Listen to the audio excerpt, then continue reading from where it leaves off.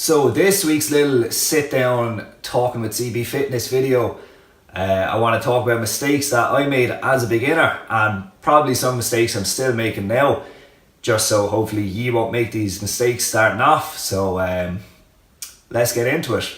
Okay, so the first mistake was my training plan. I was doing it completely wrong. So what I want to go over is your training frequency versus your training volume. So I think everyone will remember the glory days of going to the gym 4 days a week, the best split that ever exists, ever known to man: chest, triceps, back, biceps, legs, shoulders. That's it, that's all you done, okay? So if we had known what we know now, we could have made probably twice the fucking progress that we made then. But that's what everyone was doing when we were all 16 going to the gym. You just followed whatever everyone else done, whoever was the biggest fella in the gym. Oh, he's doing chest, triceps, so let's follow that. Completely wrong. I think the first program I actually followed was, I got it on bodybuilding.com. It was called Steve Cook's Big Man on Campus. Brilliant plan. I absolutely really enjoyed it. Really liked it. But was it optimal for me? Probably not. Now, because you're a beginner, no matter what you're doing, whatever way you're training, you're still going to make progress because you're making the most out of those newbie gains. So it's not like it is going to matter, but you're still going to make gains even if you're on a wrong training plan or not the optimal training plan, okay? So what I mean by training frequency versus volume. Frequency is how often you're training the muscle throughout the week. Volume is how much you're actually training it on that particular day or workout. So I have two different workouts done here. One would be an example of an upper A workout, and one is Mr. Chest Bra here doing chest day, doing chest once a week.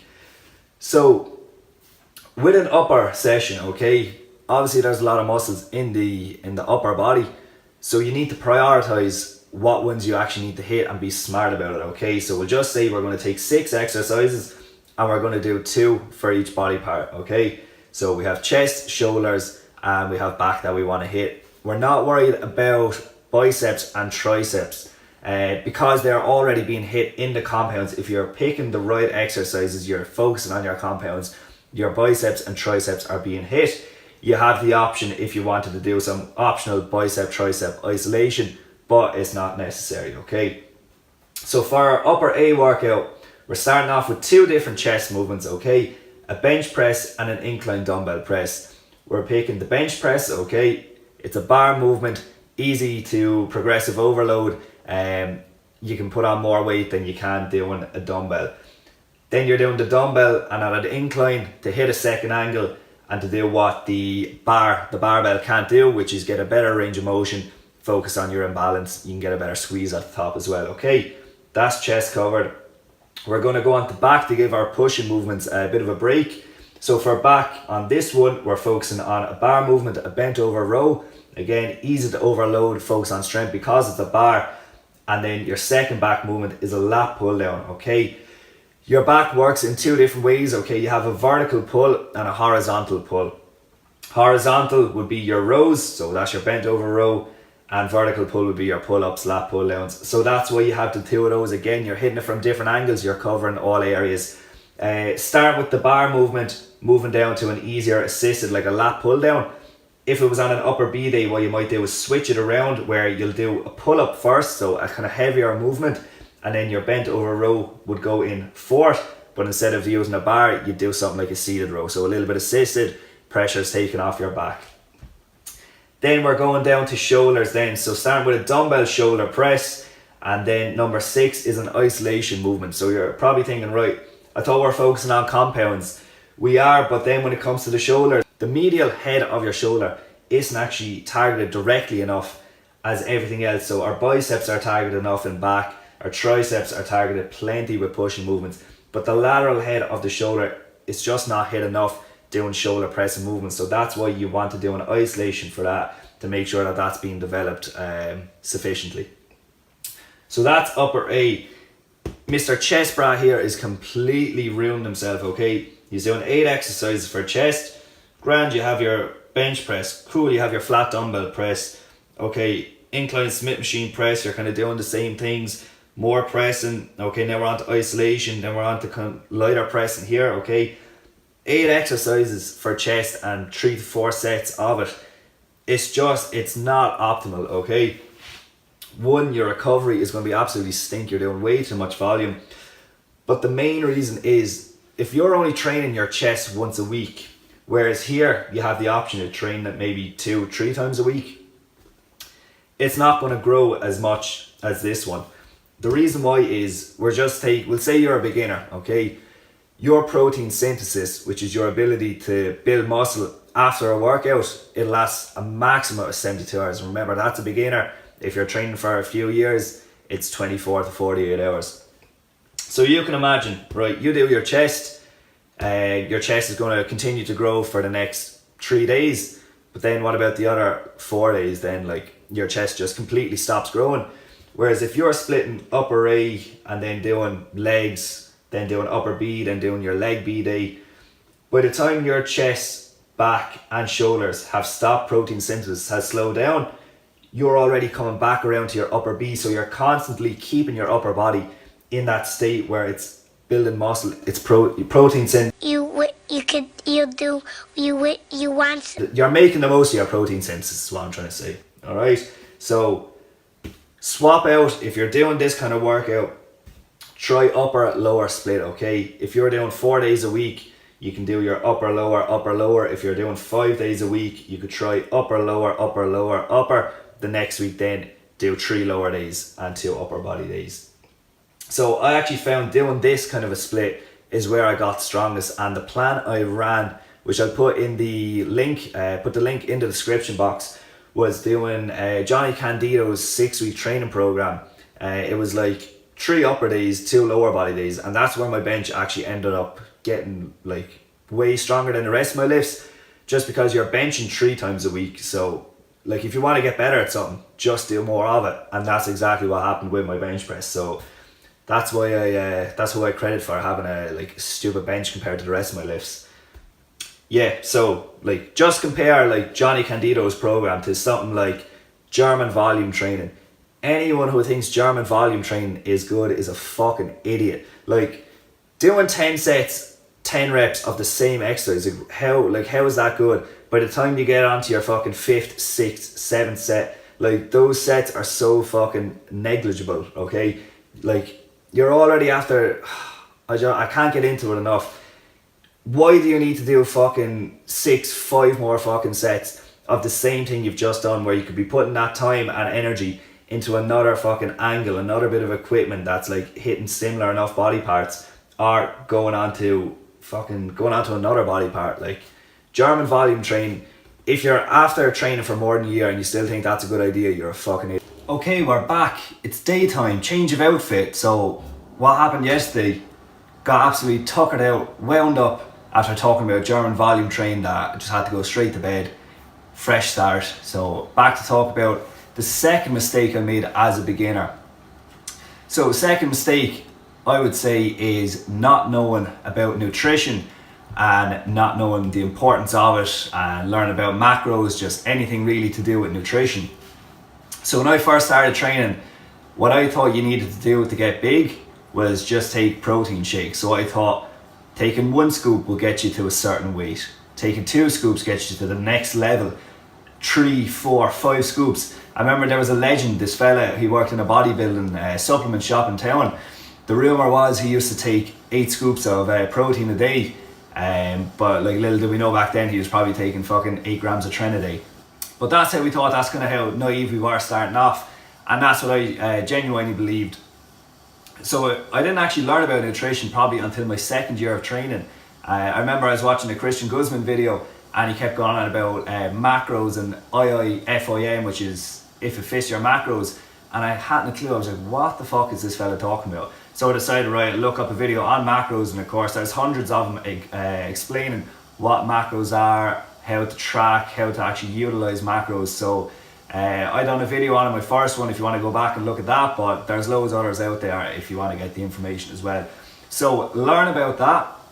If you're looking to gain weight, very important that you know what your maintenance is and how to bring yourself into a calorie surplus if you want to gain weight. If you want to lose weight, it's just the other end of the spectrum. Know what your maintenance is.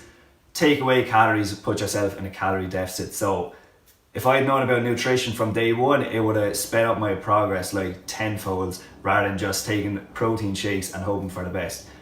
In a way, I was kind of doing the right thing because whatever I was eating, okay, whatever I ate was keeping me at my weight at the time, which starting off at 17 was 9 stone. So taking a protein shake on top of what I was already eating was actually putting me in a surplus without actually realising it. So even though I didn't have a clue about nutrition, that extra protein shake put me in a surplus, got me to a certain weight, ended up going up to 2 scoops then. I remember before going on a holiday to Santa Ponza, I was like, right lads, I'm going to get massive. Went to 3 scoops a day, got to 70 kg, absolutely delighted with myself. And then after the next year then I learned about nutrition. So yeah, learn about your nutrition and macro. Another mistake it's really easy to make as a beginner, one I definitely made and probably still am making to be fair, is cutting too soon. So obviously everyone wants to get a 6-pack, everyone wants to be lean, look good on Instagram. But if you're just starting out training, like you're a year into training, you do not need to cut unless you're already at a very high body fat percentage starting off, which then you should probably start in a deficit. But if you're like the average kind of skinny guy, just focus, give a good 2, maybe even 3 years into focusing on heavy compound lifts, being in a calorie surplus and actually just gaining a good foundation, a good solid base before you cut. Because if you train a year, you put on a little bit of muscle and then you cut back, you're not going back to the start obviously, but you're hindering your progress. Whereas if you can just keep that ball rolling, keep focusing on increasing the lifts, the compounds, everything, you'll just make so much more progress way easier than if you cut too early. I think I cut about 2 years into training. I didn't have a clue how to cut. I knew you had to do a deficit, but I didn't know how to go about it. And I'll actually talk about a mistake I made with cutting on the next one. But yeah, I definitely cut too soon. My first successful cut was in 2017, but like again, I went down very low to like 66 kg. I was doing a lot of HIIT training, so I probably sacrificed a lot of muscle there as well. Last year went pretty well, again went down very low to about 68, 69. So I'm hoping this year I'll kind of get down 75 should be my lowest, so I'm doing it a little bit easier this year. So again, if I'd known about nutrition from the start, from day one, I could have put a good 2-3 solid years into bulking, doing a proper like lean bulk, not a dirty bulk. So like obviously I'm not getting fat. I've done a lot of dirty bulks and yeah, just don't do it. It's just a waste of time. You'll spend as much time bulking as you will cutting, so just don't do it. It's like taking a step forward, just take a step back. So don't cut too soon. Spend your time focusing on heavy lifts, progressive overload, staying in a surplus, and then once you've put on a solid base, solid foundation, and you think maybe your body fat's getting a bit high, then you can look at cutting. But yeah, take my advice on that one. Low carb diets. The worst things in the world in my opinion, okay, for the average person, it's just not suited to you or your lifestyle or what you're normally eating. So like embarrassingly enough, up until the end of 2016, so I was just over 3 years training, I still believed to like get ripped, get shredded, lose fat, you needed to do a low carb diet, because when you're bulking, you're eating a lot of carbs. So obviously then if you want to lose fat, you take away the carbs. Like in your head, it somewhat makes sense, but not really when you understand nutrition. The only thing you need to do to lose fat is be in a calorie deficit. And then the rest of your macros, like having high protein, is going to affect your body composition in my opinion. So like anyone can go into a calorie deficit. Like you can eat McDonald's and be in a calorie deficit, but is your body composition going to be optimal? Probably not, because there's a lot of shit in there. Whereas if you're in whatever kind of a calorie deficit, eating clean whole foods, keeping your protein high, your body composition is going to be a lot better. So my opinion on zero carb / low carb fucking ketogenic diets, just fucking stay away from. Like when you go Google how to lose fat, you'll see all these fucking like buzz feeds, just all these like buzzwords coming at you of ketogenic diet, releasing ketones, fat burning, all this stuff. Like it's to target people who aren't educated, I think, on how to lose weight. It makes so much sense to you because, okay, I can't lose weight, I've never done this, if I do this I will lose weight. It's not the case. The best way in my opinion, and what all my clients have found, keeping a diet that you're used to. So we normally run 50% carbs, 30% protein, and 20% fat. So like that allows you to have so many of the foods that like everyone is used to, your cereals, your breads, your pastas, your potatoes, just every kind of food that like you actually enjoy.